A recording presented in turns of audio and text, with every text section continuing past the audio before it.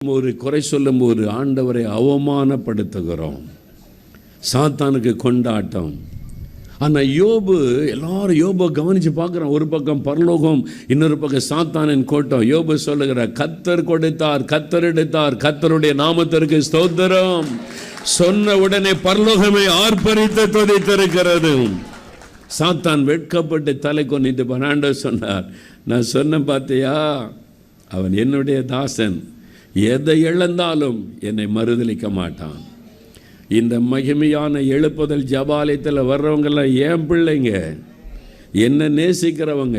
நான் ரத்தம் சிந்தினதுனால என் பிள்ளைகள் என்னை நேசிக்கிறாங்க.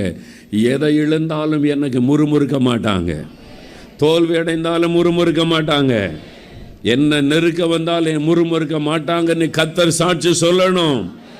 அந்த மாதிரி நம்ம இருக்கிறோமா? எத்தனை பேர் கேள்வி கேட்குறோம்.